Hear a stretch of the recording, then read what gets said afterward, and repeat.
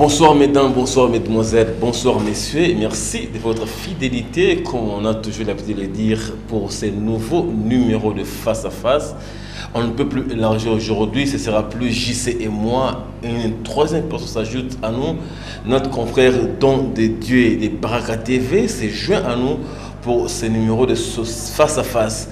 Avec nous, lui, moi, Jean-Pierre Djodji et Jean-Claude Kouzikessa, recevons pour vous Monsieur Jean-Jacques Mamba Kabamba. Il est secrétaire national du MLC en charge de l'idéologie et de la formation au sein du MLC, le parti de Jean-Pierre Bemba, dont le CG n'est autre que Thomas Lohakalo Saint-Jola. Bonsoir Jean-Jacques. Bonsoir. En face de vous, Don de Dieu de Baraka TV, JC pour d'importantes questions d'actualité. Vous êtes au cadre du parti de Jean-Pierre Bemba, vous êtes analyste politique, vous êtes jeune. Pensez-vous qu'aujourd'hui, le Congo a ses chances de se relever? Écoutez, ne pas être optimiste, c'est un crime, hein, donc il faudrait qu'on le soit jusqu'au bout. Donc on le sera et on va continuer à participer pour que cet optimisme se transforme en réalité, parce qu'on peut être optimiste sans agir. Pour rattraper la réalité, on devra agir, donc nous le serons et nous allons continuer à agir pour que ça avance, qu'on ait des bons résultats. Je suis en face de nous, Mamba Kabamba, pour la deuxième fois consécutive, dans ces face-à-face. D'importantes questions, je le dis en liminaire. Pensez-vous que notre client est la bonne personne pour éclairer l'opinion aujourd'hui? Bon, Jean-Pierre, je pense que le moment est tout indiqué, que nous puissions encore avoir Jean-Jacques Mamba avec nous, d'autant plus que la dernière fois, Jean-Jacques Mamba a nourri d'espoir et le public qui l'a suivi et les militants du MLC qui l'ont suivi par rapport aux activités que l'MLC avait à ce moment-là, le séminaire de formation de jeunes cadres, le séminaire idéologique. Je pense que lui, en tant que responsable de l'idéologie et de la formation au niveau de cette formation politique, n'est que le bienvenu et la personne indiquée pour que, par rapport à la dynamique de l'actualité, qu'il puisse communiquer là-dessus. Don de Dieu, en face de vous, en face des publics de Baraka TV, Jean-Jacques Mamba, pensez-vous que Baraka TV est assez servi?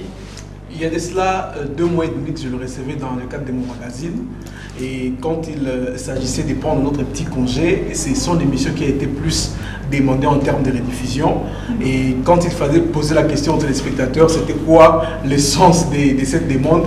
Et la réponse était tout simplement parce qu'il était à la hauteur de toutes les questions posées lors de ces magazines. Je crois que ce sera la même chose pour ce soir. Nous réitérons nos voeux également d'avoir Mamba sur le plateau. Jean, ma première question, l'opposition est aujourd'hui au centre d'une vive polémique. Sa quote-part prend une destination on ne peut plus sulfureuse, on ne comprend plus l'affaire des 207 millions de francs congolais de l'opposition, l'Assemblée nationale, le Sénat mêlé, on ne comprend plus rien. Et vous, opposition, pensez-vous que votre argent a été utilisé à bon escient? Bon, vous savez, le tout, c'est... On doit se référer à la loi. Hein. La loi portant statut de l'opposition du 4 décembre 2007, promulguée par le chef de l'État, indique dans son contenu un certain nombre de choses qui font trait au respect que la majorité doit avoir vis-à-vis de l'opposition qui est constituée comme une institution. Dans les processus budgétaires, il y a des procédures, c'est-à-dire vous avez un engagement, une liquidation, un ordonnancement et puis un paiement. Donc toute dépense budgétaire doit suivre ce processus, mais malheureusement, le processus n'a pas été respecté. Bon, ça c'est déjà un fait. Le deuxième fait, c'est que dans des cas de force majeure, ce processus, bien qu'il doit être respecté, mais on peut aussi réaffecter les fonds à des nécessités beaucoup plus probantes. Mais la loi de réaffectation, la loi de redéfinition des finances exige à ce que les autorisations préalables soient obtenues au niveau du Parlement. Donc, dans cette démarche-là, même si le gouvernement devait à un certain moment désorienter ou désaffecter la quote-part prévue pour l'organisation de l'opposition, elle devait revenir au Parlement pour obtenir les autorisations nécessaires, ce qui n'a pas été fait. Et pire encore, on pouvait nous dire que c'est une erreur d'imputation budgétaire, mais cette erreur a été commise 6 fois, donc ça ressemble vraisemblablement à un détournement, une faute professionnelle. Maintenant, ce que nous avons demandé, c'est de dire que opposition-majorité, au-delà d'un certain niveau, on doit être tous d'accord sur la faute. Que ça soit une faute commise par ceux de l'opposition, parce que là nous avons aussi des cas où les gens de l'opposition sont mis à mal, ils ont été mis à mal, que ce soit des cas où des forfaits commis par les gens de la majorité, il faudrait que devant la faute nous soyons unanimes, parce que ce n'est que dans ce contexte-là que le pays peut avancer. Donc là il y a une faute professionnelle, un détournement, Dans certains pays, la Cour des comptes est rattachée directement au ministère de la Justice, donc ça débouche sur une enquête judiciaire. Nous, c'est rattaché au Parlement. L'honorable Bouss a même proposé que nous ayons une commission ad hoc chargée de la reddition des comptes et des choses comme ça. Mais bon, pour le cas échéant, il faudrait que le procureur s'en saisisse et que des enquêtes soient faites. Et s'il y a effectivement un détournement, eh bien, que les personnes concernées soient sanctionnées. C'est ce que nous demandons maintenant. Si la majorité ne va pas aller au-delà de son clivage, de son fanatisme, de sa protection bandée, en ce moment-là, elle portera la responsabilité de la décadence dans laquelle nous sommes et vers laquelle nous allons indéfiniment. Non, ce n'est pas aussi la faute de vous, opposition. On vous l'a toujours reproché, il n'y a pas d'organisation. C'est ainsi que cette quote-part vous file entre les doigts à tout moment. Vous n'êtes pas organisé. S'il y avait une synergie, s'il y avait une complicité assez rigoureuse au niveau de l'opposition, peut-être que ces fonds ne seraient pas détournés comme vous les dénoncez maintenant. Non, c'est-à-dire que l'exécution de la dépense, je veux dire, il y a des enquêtes parlementaires. Nous nous basons sur le rapport de la Cour des comptes. Ce n'est pas une question d'organisation. La même loi portant statut de l'opposition nous indique beaucoup de choses. Vous verrez qu'elle est articulée autour du principe de la sanction quant aux violations des droits de l'opposition. Et parmi ces droits, on vous dit le droit équitable, par exemple, devant les médias. Nous n'avons pas le même accès à la RTNC que l'ont les gens de la majorité. Vous ne pouvez pas aller à la RTNC, demander audience et être reçu. Autant le font avec dextérité les gens de la majorité. Mais toutes ces choses ne sont pas respectées. Donc dans notre pays, nous avons des textes qui sont bien fignolés par moment, mais la non-application de ces textes n'entraîne pas des sanctions automatiques. Dans le cas d'espèce, c'est ce que nous attendons. Maintenant, parler d'organisation alors que la dépense a été effectuée sans revenir au Parlement, sans obtenir les autorisations nécessaires, c'est à l'insu de l'opposition et ça n'a rien à voir avec une organisation. Et d'emblée là, vous accusez qui s'il faut tenter l'aventure? Mais écoutez, vous savez, dans des pays développés, dans des pays organisés, on n'a même pas besoin d'accuser. On prend ceux qui sont en charge de la responsabilité de la chaîne. Et nous avons un ministre des finances, nous avons tous ceux qui ordonnent et tout ça, ils doivent être convoqués par la justice pour savoir de qui ils ont reçu les ordres, où a été affecté l'argent, et même si il y a une indication quelconque par rapport à ces réaffectations, il faut qu'il y ait un audit pour vérifier si c'est une réaffectation réelle ou fictive. Donc ça, c'est encore un autre problème. Oui, mais M. Mamba, vous entendre parler, c'est bien facile d'accuser la majorité, d'innocenter l'opposition. Ça va de soi. Mais est-ce que vous pensez que l'opposition est si innocente que ça? Je note que pendant certaines législatures, il y a eu des membres de l'opposition qui ont piloté la commission ECOFIN de l'Assemblée nationale. Alors que cette quote-part de l'opposition fait partie des sous-rubriques du budget du Parlement national. Alors, ça veut dire que et les membres de l'opposition qui faisaient partie de cette commission ECOFIN du Parlement ou de l'Assemblée nationale n'étaient pas au courant de l'existence de cette quote-part-là. Non, il faut faire la part des choses. Vous avez le Parlement qui est un organe législatif et de contrôle, et vous avez le gouvernement qui exécute. La dépense a été exécutée, et après, par un mécanisme de la Cour des comptes, il y a la loi de reddition des comptes, on vient au Parlement pour rendre compte. Donc pendant l'exécution de cette dépense, l'opposition n'est pas engagée parce que l'opposition n'est pas dans l'exécutif. L'opposition vient contrôler si le budget présenté, l'exécution de ce budget est conforme à la loi. Donc dès l'instant qu'une dépense est faite, ce n'est qu'après le résultat de la Cour des comptes que l'opposition peut se saisir au travers des différentes commissions au Parlement pour vérifier la véracité et la légalité des différentes dépenses effectuées. Le premier souci, c'est de nous dire, est-ce que l'opposition n'était-elle pas au courant de l'existence de cette quote-part? Ça, c'est de 1. De 2, si elle était au courant, pourquoi il n'y a pas eu de suivi? C'est là où l'opposition, il y a un doute qui plane sur certains membres de l'opposition. Nous devons nous entendre. La quote-part a un fondement légal, donc elle pouvait être connue de tous, mais elle dépendait de certains préalables. Le premier préalable, il fallait qu'il y ait un porte-parole, celui qui était habilité à engager cette dépense.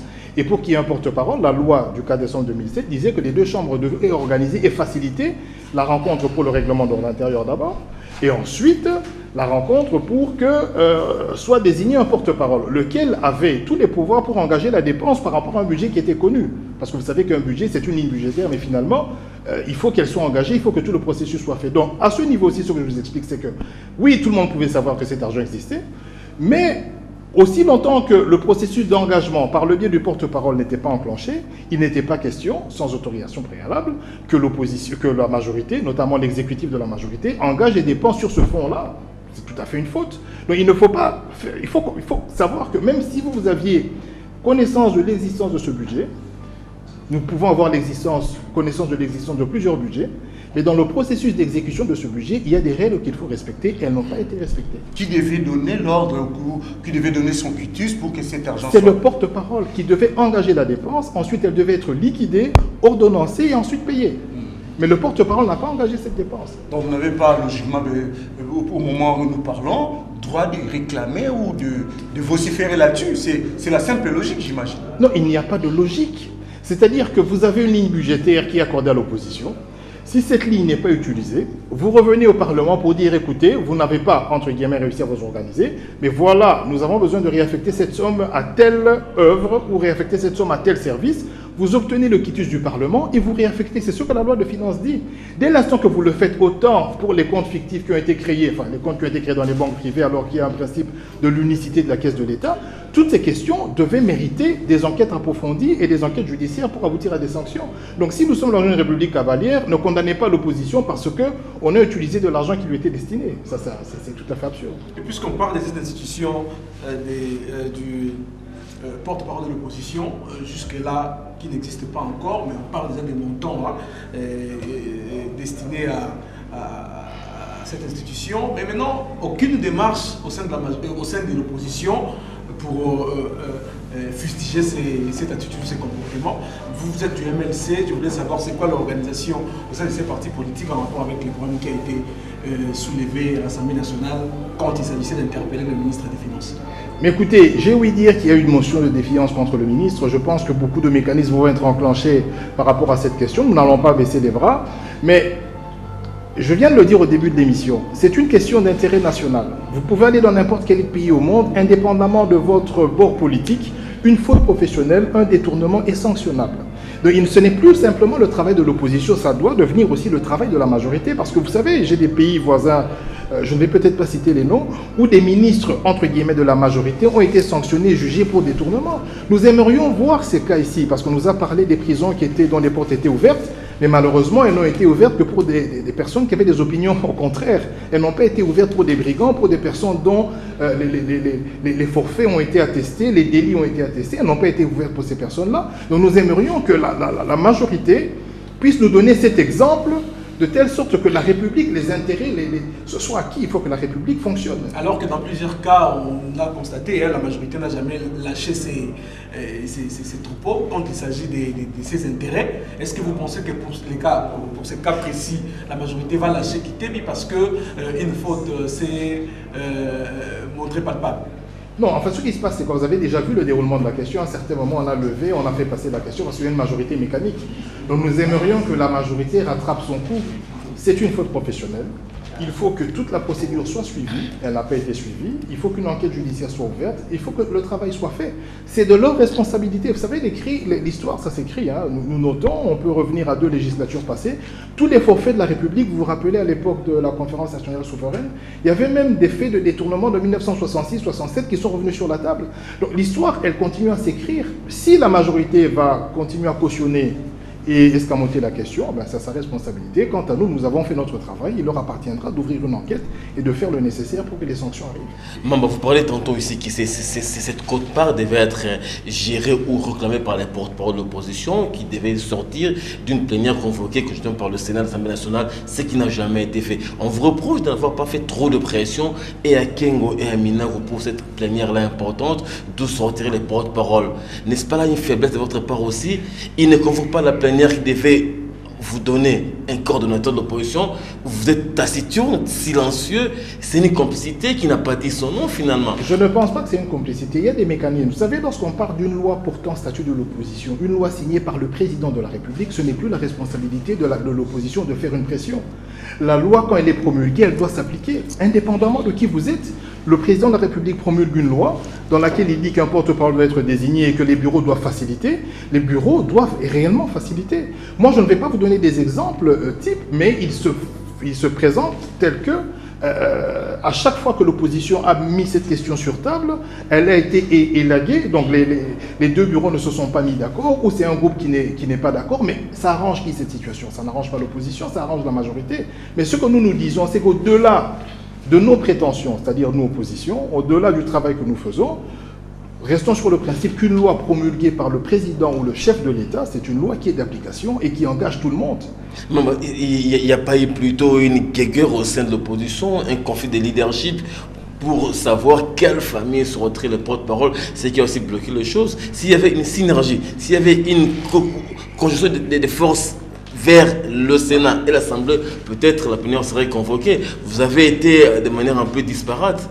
Je voulais qu'on s'entende. Un pays ne peut fonctionner et évoluer que lorsqu'il y a de l'ambition. Il faut trouver du positif dans le fait qu'au sein de l'opposition, il y ait des gens qui sont ambitieux et que personne ne se mette d'accord sur le leadership. Parce que ça n'existe pas dans la majorité. C'est tout le monde qui a la tête baissée. Il n'y a pas de quelqu'un qui peut aujourd'hui dire qu'après le président Kabila, il peut se présenter comme président de la République. Personne ne le dira. Donc, le fait que dans l'opposition, il y ait des ambitions, c'est une très bonne chose. Pourquoi? Parce que le pays doit fonctionner sur base d'ambition et chacun doit avoir la prétention de faire mieux. Bon, maintenant, est-ce que c'est simplement une question de leadership? Je ne pense pas. Je pense que l'opposition, à un certain moment, et vous avez vu dans le cours de l'histoire, s'est mis d'accord sur plusieurs questions. Mais ici, c'est un problème de facilitation, c'est-à-dire que les bureaux n'ont pas pris leurs responsabilités pour faciliter cette chose. Et je pense que c'est là où nous en sommes. Et il n'y a pas eu de voies de recours pour fustiger les comportements des deux bureaux des chambres de Parlement. Il n'y a pas eu de voies pour revendiquer ou faire comprendre aux gens que les deux chambres se comportaient comme il se fallait. Mais il y a eu des voies. Le MLC a fait ce qu'il devait faire, l'UNC a fait ce qu'elle devait faire. Mais je vous informe que il faut que la loi soit respectée, donc que les bureaux se mettent d'accord, que l'ordre du jour soit inscrit, que la question soit inscrite à l'ordre du jour et que les mécanismes soient enclenchés. Mais si la question n'est pas inscrite, qu'est-ce que vous voulez qu'on fasse? Donc vous insinuez que devant les deux bureaux, l'opposition est très faible. Je ne parle pas de faiblesse. Je parle de calculs mathématiques qui sont simples. Pour inscrire une question à l'ordre du jour, on doit passer par un quorum. Donc si vous avez une majorité mécanique qui bloque à un certain moment, vous ne savez rien faire. Autant pour la question des Ketebi, autant pour la question de plusieurs ministres qui ont été interpellés. C'est passé comme ça parce que nous souffrons d'une majorité mécanique qui, de manière très aveugle ou de manière très complice, préfère couvrir. Je reviens un peu sur la réaction de l'opposition parlementaire par rapport à cette affaire de détournement de cette quote-part. Jean-Claude Wemba initie une plainte contre le ministre. Okoundji initie une motion, Emery Okoundji initie une motion au niveau de l'Assemblée nationale, mais cette motion a été vite balayée par manque ou par manque de suivre la procédure normale. L'UDPS refuse de prendre, comment dirais-je, l'élan des autres députés de l'opposition parce qu'il estime qu'il doit attendre le résultat de l'enquête de la commission mise sur pied. Pourquoi cette disparité dans l'action de l'opposition, même au niveau de l'hémicycle? Qu'est-ce que cela ne traduit-il pas? C'est pas ce que Jean-Pierre a dit tantôt, vous n'êtes pas organisé. On le sent même dans la manière d'aborder une question qui, en fait, qui est une occasion en or pour l'opposition. Comment expliquer cette disparité dans l'action? Bon, vous savez, la question des organisations peut être interprétée de plusieurs manières. Vous avez aussi des questions qui divisent la majorité. La révision constitutionnelle, l'affaire des jeunes catholiques, vous allez voir des avis divers. Maintenant, comme je vous l'ai dit, je pense, la dernière fois qu'on a discuté, nous pouvons être tous d'accord sur un fait, mais pas être d'accord sur les méthodes. Donc, ce n'est pas parce que l'UDPS se désengage par rapport à l'action qu'a menée l'UNC ou l'action qu'a menée M. Okoundji, que vous allez dire que nous sommes désorganisés. Parce que finalement, est-ce que nous sommes sûrs d'avoir des résultats? Mais il n'y a pas de consensus entre vous. Mais écoutez, est-ce que nous sommes sûrs d'avoir un résultat? Est-ce que nous sommes d'accord sur les méthodes? Moi, ce que je dis, parce que je parle au nom du MLC, enfin, je suis du MLC, donc je parle du MLC, nous avons une certaine logique, nous avons une certaine cohérence, et dans tout ce que nous faisons, nous suivons cette logique et cette cohérence. Et par rapport à cela, et par rapport à cette question, le travail que nous faisons, vous et moi, actuellement, c'est de discuter sur un fait, le mettre à nu au public, et appeler les forces vives à en parler, de telle sorte que ce fait soit suivi, et que la majorité soit conscientisée. Maintenant, quand vous me dites que nous ne sommes pas venus, oui, je peux le comprendre que sur certaines méthodes, nous ne soyons pas d'accord, Mais ça n'en retire, ça ne diminue pas la quintessence ou le fond même du problème. Le problème reste intact. Il y a eu des tournements, que certains passent par des motions, que certains autres passent par la justice. Le fait est là, mais nous devons le combattre. Je pense que c'est pour vous, vous allez saisir cette situation, j'imagine, pour que l'opposition s'organise une fois pour toutes et qu'au besoin, comme Jean-Pierre l'a dit, bien que vous avez argumenté vraiment de votre manière, pour que finalement on puisse avoir un porte-parole de l'opposition et que cette question soit vidée une fois pour toutes. Ok, pour le porte-parole de l'opposition, les mécanismes sont prévus, ça passe par un vote. Mais d'abord, il faut que l'occasion soit présentée, c'est-à-dire par la facilitation des bureaux pour que ce vote existe, et ensuite que le meilleur gagne. Que vous savez l'exiger. Donc, que le meilleur gagne, et le meilleur gagnera. Il n'y a pas de problème à ce niveau. Oui, monsieur Chorzac, puisque vous parlez de la responsabilité, vous rejetez la responsabilité de bureau Assemblée nationale, Sénat, alors que je suis personnellement le président de l'Assemblée nationale, dire tout haut que toutes les batteries ont été mises en marche justement pour organiser cette plénière, et les problèmes résident au niveau de l'opposition elle-même. Est-ce que c'est la première fois que vous entendez des choses dites tout haut dans ce pays? Que ce soit le président de l'Assemblée nationale, que ce soit le porte-parole du gouvernement. Les choses à dire très haut, ça se dit facilement. Nous ne voulons pas des choses qui sont dites hautes, nous voulons des choses qui sont faites. Mais quand on vous rejette la responsabilité, vous non, restez, c'est-à-dire, je vous explique. Vous réagissez pas. Dites-moi, quel intérêt, alors qu'il y a une enveloppe, alors que l'opposition a un statut, que les droits doivent être garantis, quel intérêt aurait l'opposition à ne pas s'organiser pour avoir son porte-parole? Dites-moi, donnez-moi la question que Jean-Pierre avait posée, parce qu'il y a une crise de leadership. Mais non, parce que même s'il y a un porte-parole, il a un bureau. Et dans ce bureau, il y aura tous les autres membres de l'opposition. Ça n'a rien à voir. C'est-à-dire que l'opposition soit organisée, que vous ayez un président qui a un mandat d'une année et que ce mandat soit renouvelé, toutes ces questions peuvent être débattues. Mais est-ce que vous avez l'occasion de discuter de ces questions? Est-ce que les conditions sont créées pour que ces questions soient discutées? Comme vous le dites, les choses sont dites tout haut, mais elles ne sont pas faites. Donc nous voulons, pour qu'un pays avance, que les choses soient faites, que le président de l'Assemblée nationale, que le président du Sénat nous dise voilà ce que j'ai fait en telle date et voilà la réaction que j'ai eue. Mais prendre un micro et dire que les choses sont bloquées par tel ou par tel autre, tout le monde peut le faire et dans ce pays, on connaît bien ça. Monsieur Mambo, on va prendre la deuxième partie de notre émission. Elle est consacrée à la question relative au gouvernement des causes nationales. Donc une opinion a été très sereine pour avancer que le MLC aurait été sollicité pour rapport à ce gouvernement des causes nationales. Et je me pose la question de savoir, je la pose également à vous, qu'est-ce que gagnerait le MLC en étant ce gouvernement ou en n'étant pas ce gouvernement? Ça porterait quoi au MLC? Il y aurait un déficit de confiance à l'opinion, ça donnerait qu'au MLC prendre part ou ne pas prendre part à ce gouvernement au cas où il y aurait lieu. Bon voilà, la question du gouvernement divise les gens. Parce qu'il y a deux sous-bassements à mon avis. C'est d'abord de savoir, on vous dit que la majorité actuelle a géré pendant autant d'années. C'est un chaos, nous sommes tous d'accord, hein, même les enfants sont d'accord. Et on vous dit qu'il reste 2 ans. Pourquoi est-ce que vous allez participer à un gouvernement pour cautionner le bilan d'une majorité qui a mal géré? Et de là, on dira que bon, voilà, c'est pour des intérêts personnels et égoïstes et on vous traitera de traître. Mais le deuxième sous-bassement, c'est de savoir, qu'est-ce qu'on appellerait trahison? Que dit-on de la participation d'un parti politique dans un gouvernement de cohésion ou d'union nationale? D'abord, c'est une option qui doit être levée par un parti politique. Ce n'est pas une option singulière. Qu'est-ce que je veux dire par là? Jusqu'à preuve du contraire, le MLC n'a pas donné de position officielle quant à sa participation, sa non-participation. Si un jour le MLC se prononce par rapport à cela, ça sera une option prise au parti. Et comme on parle de trahir le peuple, j'aimerais vous dire que vous êtes le peuple, nous sommes le peuple, les membres du MLC sont le peuple. Donc, les gens qui ont voté le MLC sont le peuple, les gens qui ont voté le PPRD sont le peuple.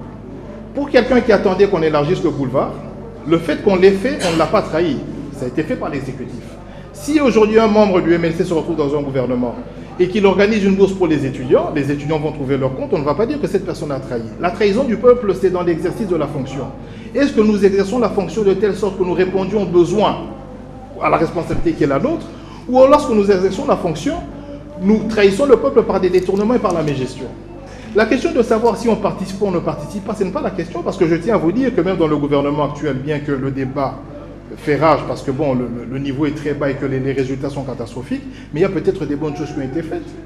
Et des choses dont certaines gens dans ce pays pourraient voter parce que ces choses n'ont été faites. Ces gens-là sont le peuple aussi. Donc ma question est la suivante, c'est de dire, d'abord le MLC n'a pas de position officielle jusqu'à présent. Si l'option est levée, elle sera prise au niveau du parti, elle peut être négative comme elle peut être positive, mais moi, en tant que membre du MLC, je respecterai la position du parti parce que c'est une équipe. Voilà. Monsieur Mamba, il y a une autre question qui dérange aujourd'hui, l'opinion, il y a une autre opinion qui est très bien informée, qui a déjà avancé, que ce gouvernement a déjà reçu indemnité, signature retirée, grande décision interdite, mais il n'y a pas de gouvernement. On aurait même dit que le chef de l'État a laissé passer l'eau sous le pont, il n'y en aura plus. Croyez-vous à ce gouvernement aujourd'hui encore? Je n'ai pas encore ce gouvernement. Nous sommes dans une situation catastrophique. Rappelez-vous que l'année passée, à la veille des concertations nationales, on nous a dit que, à la fin, que le gouvernement d'union nationale ou de cohésion nationale serait mis en place. Nous faisons une année sans ce gouvernement. Pas plus tard qu'avant la rentrée parlementaire, à Kingakat, il nous j'ai ouï dire que le président de la République aurait dit, parce que j'étais pas à la réunion, que le gouvernement sortira avant le 15. Ça fait maintenant un mois, le gouvernement n'est pas là, c'est-à-dire que le pays n'est pas géré. Et comme le pays n'est pas géré, ce n'est pas notre responsabilité. Nous sommes là comme des comptables. Nous disons, voilà, vous n'êtes pas en mesure de prendre des décisions, vous n'êtes pas en mesure de respecter vos propres engagements. Nous notons, à un certain moment, quand nous vieillirons, nous allons écrire l'histoire pour dire qu'à telle époque, il y avait tel président, il y avait tel premier ministre. Voilà la situation. Donc le pays est ingouverné. Et entre-temps, vous laissez les choses pourrir comme ça, l'opinion attend, les choses sont bloquées. Vous vous rappellerez, aujourd'hui, il y a une grève des camionneurs, les produits ne sont plus approvisionnés parce que le gouvernement est en train de bloquer les choses et vous attendez l'histoire, mais c'est Nous n'attendons pas l'histoire. Nous avons des structures au travers desquelles nous intervenons. Et nous avons des structures parallèles dans les médias par lesquelles nous intervenons pour participer à la réflexion. Ce que nous faisons là, vous et moi, là, c'est un travail. Ce que font nos amis au Parlement, c'est un travail. Donc, il ne faut pas négliger ce que nous faisons, mais nous sommes assez limités. Nous ne sommes pas dans l'exécutif. Nous ne gérons pas. Nous tirons la sonnette d'alarme en espérant que nous nous adressons à des personnes. On peut avoir des patriotes dans la majorité. Nous tirons la sonnette d'alarme et nous espérons que ceux qui sont patriotes dans la majorité peuvent rectifier, mais s'ils ne le font pas, lorsqu'il y aura des élections, que chacun prenne ses responsabilités. C'est pour cela que nous parlons, pour que nous disions, voilà, vous nous avez nommés, ou vous les avez nommés comme des comptables. Vous leur avez donné mandat pour gérer les deniers publics. Voilà comment ils sont en incapacité. Voilà ce qu'ils font de votre argent. Voilà comment ils gèrent le pays. Faites attention. La prochaine fois, ne leur donnez plus confiance. Ça, c'est le travail de l'opposition. Mais dire que nous restons main baissée, non, nous ne le faisons pas. Nous travaillons par les mécanismes et les outils à notre disposition, mais nous ne savons pas aller beaucoup plus loin que ce qui est permis. Et vous croyez au résultat, de par votre action, la réflexion, vous éveillez la conscience, vous croyez au résultat, ça va vous donner? Mais vous savez que la question, par exemple, des 204 millions, elle a été soulevée. Vous pensez que la prochaine législature, il y aura encore de tels abus? Non. C'est-à-dire qu'il ne faut pas, comment je veux dire, il faut voir les choses dans le temps, il faut voir les choses dans la durée. Ce que nous avons dit aujourd'hui, ça ne va pas se répéter demain. C'est une participation à la réflexion. Le ministre qui était dit l'année prochaine, si un budget de l'opposition, il ne va pas y toucher parce que la question a été soulevée. Donc même si nous n'avons pas des résultats immédiats, il faut quand même se dire que c'est une dynamique qui est évolutive. En participant au débat, en dénonçant ce qui a dénoncé, les gens modifient leur comportement, modifient leurs attitudes, mais ils doivent être sanctionnés. Cela ne les dédouane pas. Monsieur Mamba, j'ai l'impression que par rapport à la participation ou non au gouvernement de cohésion nationale, les MLC, vous êtes en train de flouer les gens. Parce que là, vous venez de dire, ça fait une année que le président a promis le gouvernement ne vient pas, vous avez conclu vite que le pays n'est pas gouverné. Mais ça fait une année que les MLC n'arrive pas à se prononcer, s'il participera ou pas à ces gouvernements. Comment vous interprétez cela? Vous savez que pour se prononcer, il faut avoir une offre. Nous n'avons pas contacté officiellement pour participer. Mais vous avez été aux concertations nationales. Attendez, ce n'est pas une offre. Vous savez très bien que les recommandations des concertations nationales devaient être mises en application par les gouvernements qui devaient sortir de ces forums politiques. Donc vous deviez être conséquent. Vous saviez ce que vous attendiez en y allant. Attendez. Par exemple, des concertations nationales, nous avons obtenu des amnisties, M. Chaloup est dehors, il y a eu quelques avancées, mais par rapport au gouvernement, il n'appartient pas au MLC de dire nous étions en concertation, maintenant nous allons aller au gouvernement. Ce que le MLC dit, nous sommes un parti responsable. Si nous allons entrer au gouvernement, nous n'irons pas par la petite porte.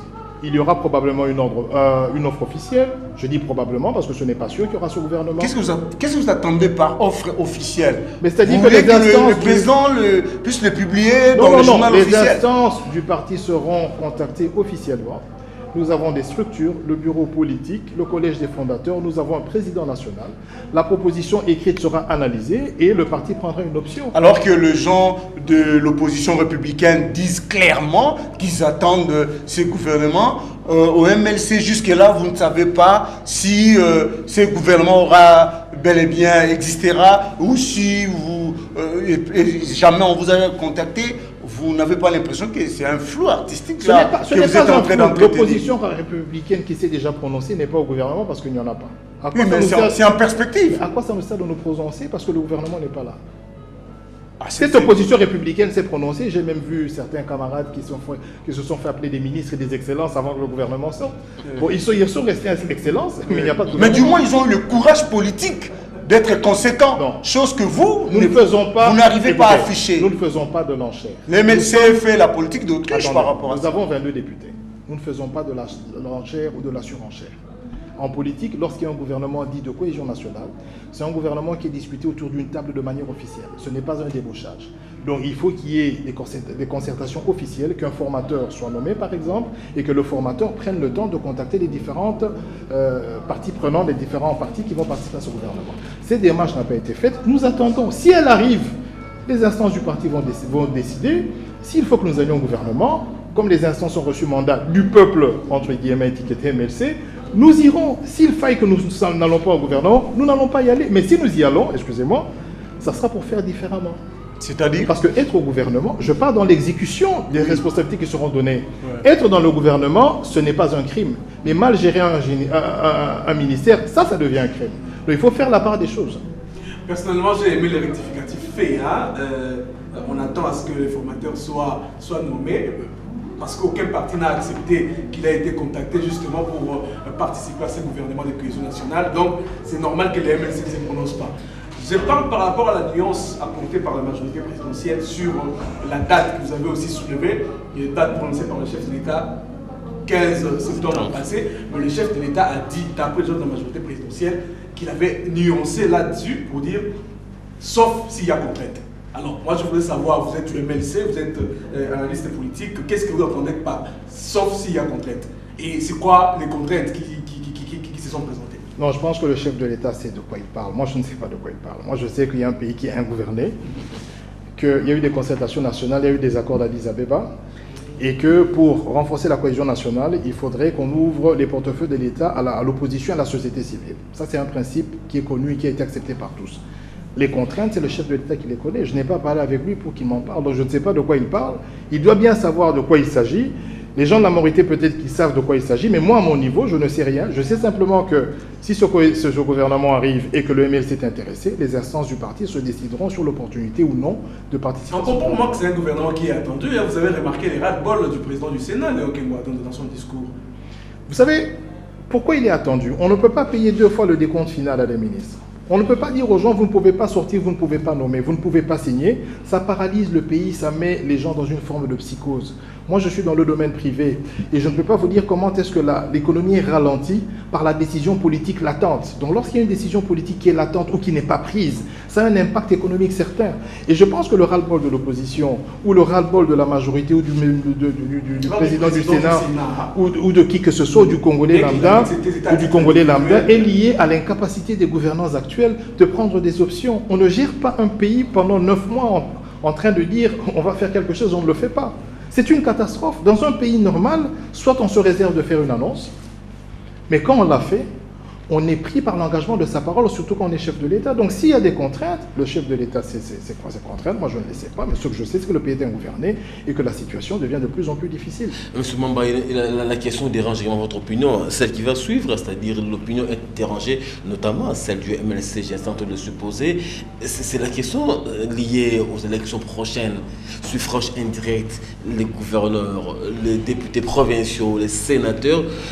Le Kingakati est en train de tourner les méninges pour qu'il y ait des suffrages indirects.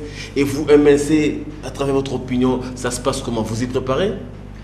Bon, déjà, c'est difficile. Parce que j'aimerais bien que pendant cette émission, on me dise, par exemple, qu'est-ce qui fonctionne dans ce pays? Qu'est-ce qui fonctionne normalement? Où est-ce qu'il n'y a pas de problème? Il y a des difficultés dans tout. La CENI est en marche, elle travaille. Là, mais non, la CENI a des difficultés parce que déjà, elle n'est pas arrivée à mettre d'accord la classe politique, la société civile sur un calendrier consensuel. Elle n'a pas été en mesure de nous donner les échéances pour les présidentielles. Ça, c'est une grosse difficulté. Même les partenaires étrangers nous ont demandé ça. Ça veut dire que si on avance la raison selon laquelle ça va nous coûter moins cher, il y a un problème d'élongation du processus électoral. Parce que nous sommes sur les délais. Nous disons qu'en décembre 2016, il doit y avoir des élections au niveau national, c'est-à-dire présidentielle et législative. Maintenant, qu'un député provincial soit élu au suffrage direct ou indirect, cela est discutable. Mais jusque-là, je ne trouve pas que ce soit... il n'y a pas de raison fondamentale. Parce qu'en même temps, on vous dit qu'on doit faire un recensement, en même temps, on veut lancer un référendum. Tous ces moyens-là peuvent être concentrés pour terminer le cycle électoral tel qu'il avait commencé, parce que ce sont des règles du jeu de 2011, de 2011 à 2016. On continue, et après, si on doit discuter de ces questions, on doit venir plus tard. Mais pourquoi est-ce que ces questions sont posées avec acuité, alors qu'il y a beaucoup de choses en souffrance, il y a beaucoup de choses plus importantes? Et Mamba, quelle est votre opinion qui est un peu lassée? Elle a peur même de ce qui va arriver demain. Comment vous la réveillez? Comment vous la réconfortez? On dit ici sur le plateau, mais à Kingakati, les réunions se multiplient, les stratégies sont enclenchées des part et d'autre. Vous restez un peu dans... Écoutez, nous avons l'Église catholique qui s'est engagée à faire un travail. Nous, l'opposition, nous sommes engagés dans le même travail. Nous allons sensibiliser et nous allons demander à la population d'être vigilante. Indépendamment du schéma que que la majorité va nous apporter, que ce soit un référendum.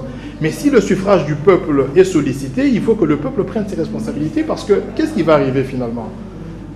Si nous ne faisons pas le travail que nous faisons et que l'information n'est pas passée, mais il peut y avoir un référendum et le peuple ne se mobilise pas pour que ce référendum fasse échec en rapport à la position qu'on veut appliquée, par rapport à la position qui est orientée, celle de faire accepter un oui pour la modification des articles intangibles. Donc, ça c'est un exemple fictif, mais ce que je suis en train de vous dire, c'est que le travail que je suis en train de faire, que le MLC est en train de faire, que l'UNC, que l'UDPS, que le CDR, tout ce que nous sommes en train de mobiliser comme énergie, ces énergies vont dans le sens de dire à la population: voilà, le pays appartient à tout le monde, ce n'est pas le pays de la majorité, ce n'est pas le pays de l'opposition, le pays nous appartient à nous tous, devenons tous sentinelles de ce qui se passe, soyez aux aguets, soyez sur le même diapason que l'actualité et agissez en moment opportun lorsque vous serez sollicité ou lorsque votre avis sera demandé. C'est un travail de longue haleine, mais il faut le faire tous les jours.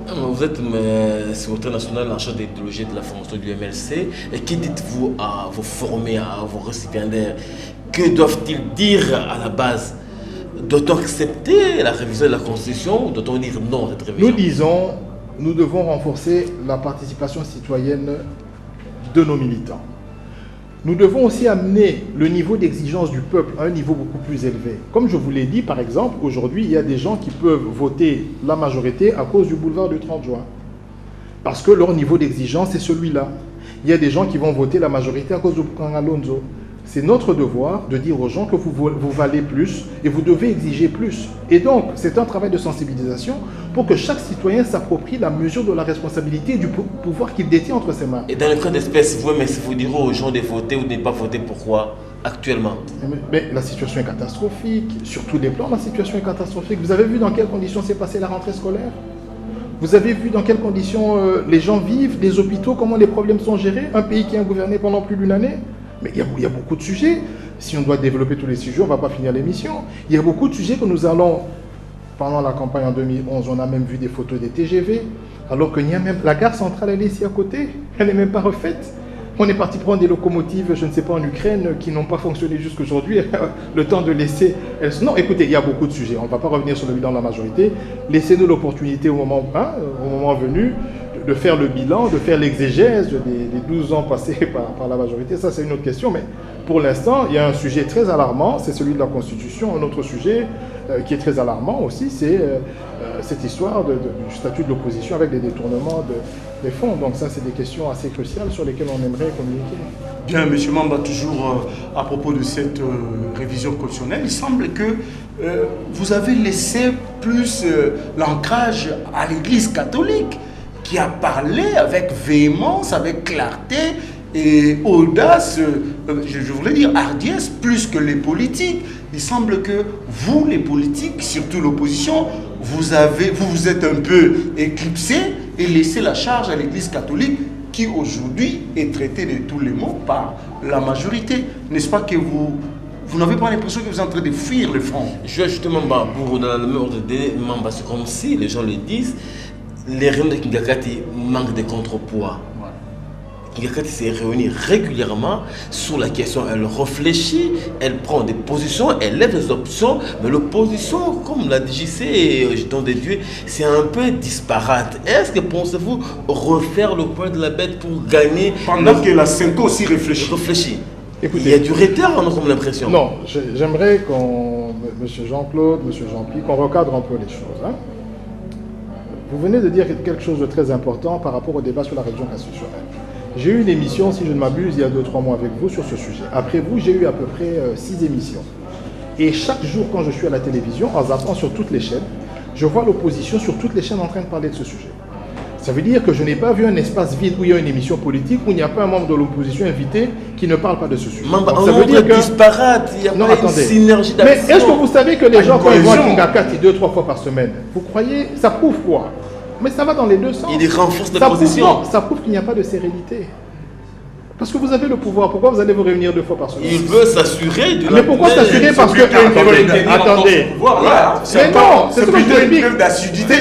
c'est une forme de panique. Si vous faites les choses correctes, c'est une forme de panique. Kingakati, c'est loin. C'est une forme de panique. Non, c'est pas un problème de distance. Non, je vous explique. C'est une forme de panique. Si vous devez arrêter toute activité cessante pour aller discuter de comment on revise la Constitution, mais ça veut dire que c'est un problème très sérieux.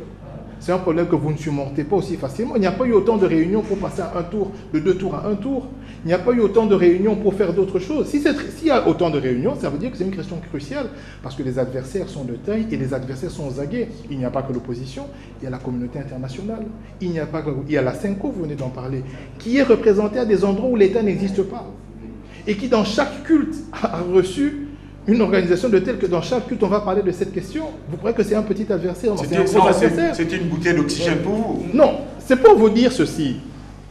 Ne demandez pas du copier-coller. Ne demandez pas que lorsque lundi il y a une réunion à Kingakati, que mardi il y a une réunion à Fatima. Ce n'est pas ça la question. S'il y a une forme d'agitation au niveau de la majorité, ils peuvent continuer à se réunir même tous les jours. Ça, c'est leur problème. Nous attendons qu'ils nous apportent des propositions sur la table. Nous, à notre niveau, nous sommes aux aguets. À chaque fois qu'il y a une réunion et que nous avons des informations par rapport à cette réunion, nous allons sur les chaînes et nous communiquons. Il y a un relais médiatique. Nous faisons notre travail. Nous n'avons pas besoin de nous réunir comme si il y a, d'une part, M. Kabila, le président de la République, avec sa majorité, et d'autre part, il y a l'opposition et on doit se donner des coups. Ce n'est pas ça la question. Vous êtes le contrepoids. Entendons-nous bien. Nous sommes en train de gérer ce pays, chacun dans ses bottes, c'est-à-dire la majorité dans l'exécutif, et nous comme organe de contrôle. Nous sommes en train de contrôler. Il n'y a pas une réunion qui se passe à Kingakati ou ailleurs qui n'est pas commentée par les zones d'opposition. Nous les suivons partout. Qu'il la fasse à Washington, qu'il la fasse à Kingakati ou à Goma, nous aurons des gens qui suivront et nous allons commenter et nous allons dénoncer. Donc nous faisons notre travail. Soyons pragmatiques, votre contrôle produit quoi de manière exacte? Votre contrôle produit quoi? Ils avancent. Ils sont sûrs d'avoir à ce que je sache, en 2016 qui battrait n'importe quel chef de l'opposition. À ce que je sache, il n'y a pas de projet de gouvernement introduit dans les chambres concernant l'article 220. Ici, nous sommes encore en train de discuter sur des propositions relatives à la modification du mode de scrutin au niveau provincial. Donc, ce projet de loi n'est pas encore arrivé à l'hémicycle, donc je ne vais pas faire un procès d'intention. Soyons tous animés de bonne foi. Ils communiquent déjà là-dessus. Voilà. Non, vous savez, je vais vous dire. Le président de la Ligue des jeunes, M. Francis Kalomo, pour le citer, parce qu'il a une fonction officielle, il dit tout à fait le contraire. Je ne vais pas citer plusieurs qui passent sur les mêmes. Madame Tokwaolu, elle a dit tout à fait le contraire. Ce ne sont pas des petites gens dans la majorité. M. Pierre Lumbi, qui est le conseiller président, son parti a dit tout à fait le contraire. Et si c'est un jeu que la majorité, en train de jouer, ils peuvent jouer entre eux. Nous sommes au pays, on ne joue pas avec l'histoire. S'il vous plaît, M. parce que le chef de l'État lui-même dit qu'il ne s'est pas encore prononcé quant à cette question. Alors c'est normal que la majorité s'entretue parce que chacun veut tirer le chef de l'État de son côté, c'est normal. Mais je prends plutôt l'organisation parce que c'est à travers cette question que j'allais aborder. la jeunesse de la majorité présidentielle s'est réunie justement pour constituer un contrepoids à la SENCO en rapport avec la position qu'elle a prise sur la Constitution. Une position, bien sûr que cela enchante l'opposition, je l'ai suivi tout à l'heure là dans votre discours. Mais quand il s'agissait de la jeunesse de l'opposition de s'organiser, et les partis politiques se sont rétractés. Encore un bémol au sein de la majorité, et au sein de l'opposition plutôt. Il y a eu plusieurs mouvements ces jours-ci. Vous allez voir aussi, il y a les jeunes catholiques de la majorité qui sont allés déposer un mémo et tout ça. Une pétition, oui. C'est de ça que je parle. Et j'ai eu un débat d'ailleurs avec quelqu'un de la majorité qui était contre ça. Il a même dit à la télévision, je ne cite pas son nom, on était sur B1, il a même dit que c'est une démarche qui n'est... Le chef de l'État n'a pas l'habitude de beaucoup parler et je crois qu'il a raison. Parce que dans un pays comme celui-ci, avec une question aussi sensible, sa position tranchante peut aller amener le pays dans un sens comme dans l'autre. Ok? Si les gens qui sont autour du chef de l'État sont en train de gesticuler, pas parce qu'ils veulent voir ce pays évoluer, mais parce qu'ils veulent voir leur confort évoluer, on a vu. Moi, j'ai eu la chance de faire 30 ans dans ce pays, j'ai vu comment les gens gesticulaient. Il y a même qui était avec le maréchal Mobutu à l'époque qui gesticulait jusqu'au dernier jour où Mobutu parlait. Nous avons vu que les gens, pour leurs avantages et leurs intérêts dans ce pays, se battent corps et âme jusqu'à dire des choses qui sont totalement hérétiques. Kabila Totondioté, Kabila Désir. Non, on a tout vu dans ce pays. Mais nous sommes à un moment crucial où nos partenaires étrangers attendent de nous un signal fort, où l'Église catholique attend de la majorité un signal fort. Le chef de l'État a une très grande responsabilité. Moi, j'ose croire, parce qu'il ne le dit rien, qu'à un moment donné... Est-ce qu'il dira, est-ce qu'il dira pas? J'ose croire, et si j'étais son conseiller, j'allais lui conseiller, qu'à un moment donné, il va trancher pour dire, laissons ce pays avancer. Même si nous allons continuer, choisissez-vous un candidat qui va continuer à diriger ce pays. Moi, j'ai fait mon temps, voilà ce que je laisse. Ne réfléchissez pas à sa place. Hein? Non, si j'étais son conseiller, c'est ce que j'allais lui dire. Peut-être qu'il est très calme, à un certain moment, il surprendra sa propre majorité, parce que déjà, la sortie du MSR, c'est une sortie tout à fait surprenante. Madame Tokwalou, qui n'a même pas été inquiétée alors qu'elle est à la SNEL, elle fait une sortie comme ça, elle n'a pas été inquiétée. On l'a pas reconnue aussi, hein, celle-là. Donc, il faut quand même, oui, mais ne pas être reconnu et sortir une sortie aussi médiatique, il faut quand même faire très attention. Donc moi, ce que je suis en train de dire, c'est qu'avec une analyse assez froide, on pourrait se demander si réellement le chef de l'État va aller dans le sens de tous les tohu-bohu que nous entendons jour et nuit. Donc on verra bien quand il se prononcera quelle sera l'option qu'il prendra, et nous sommes tout à fait impatients par rapport à ça. Il nous reste 3 minutes, on va parler de vous-même, Mamba. Certains sont du MLC, 2016 est dans moins de 2 ans et demi. Est-ce que Mamba a des ambitions personnelles? Oh, vous savez, en termes d'ambition, je vous dirais ceci. J'ai une grande ambition.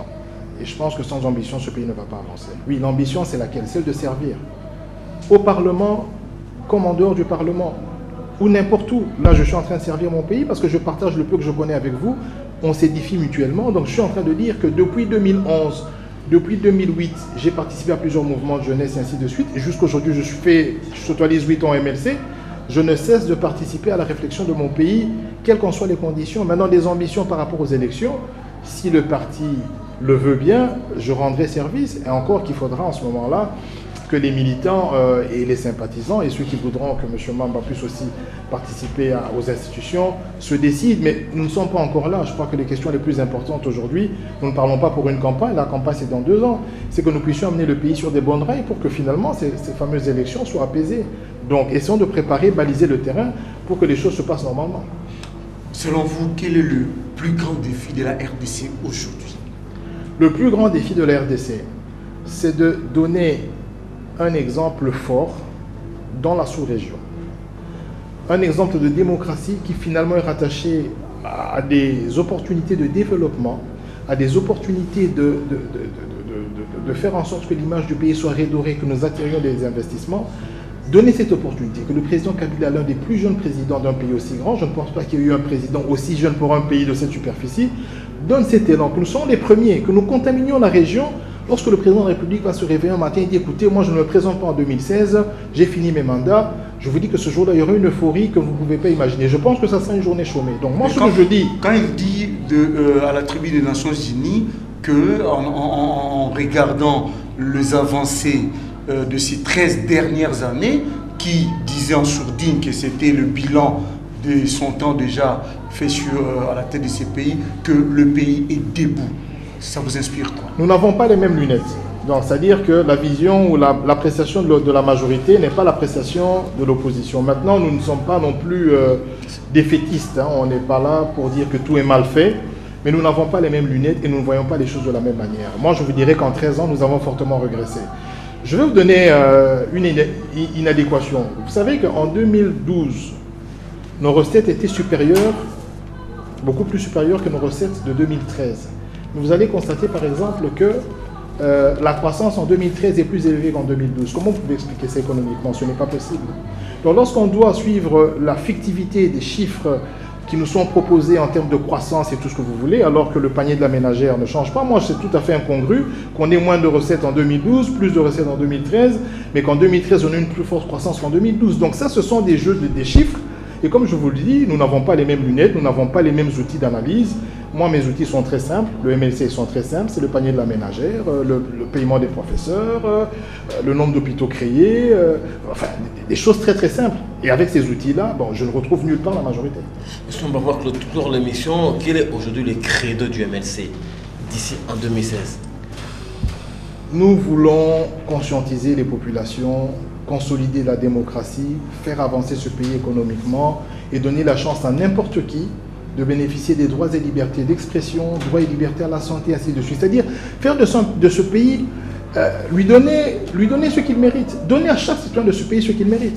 Nous avons tout pour que chaque citoyen vive à l'aise dans ce pays et le MLC va continuer à se battre, même après 2016, même après 2050, le MLC continuera à se battre pour que ce que je dis devienne réalité. Monsieur, nous vous disons merci. C'est moi qui vous remercie. C'est votre disponibilité. Vous avez été très bon, on doit le dire. Vous avez répondu à nos questions. En espérant que l'opinion a été édifiée et elle a compris votre façon de voir les choses. En tout cas, c'est un plaisir. Ça sera toujours un plaisir. À la prochaine fois, si vous m'invitez, je pense que je serai toujours là pour venir participer. Merci également à Don de Dieu et à JC Kouzikessa pour ce numéro de Face à Face. Merci également à vous d'avoir été de notre pendant ces moments de partage. Nous vous disons merci et vous fixons rendez-vous très prochainement pour un autre numéro de Face à Face. D'ici là, fidèle à nos programmes Baraka TV, CTV et Canal Kin. Et à très prochaine. Bonne soirée chez vous.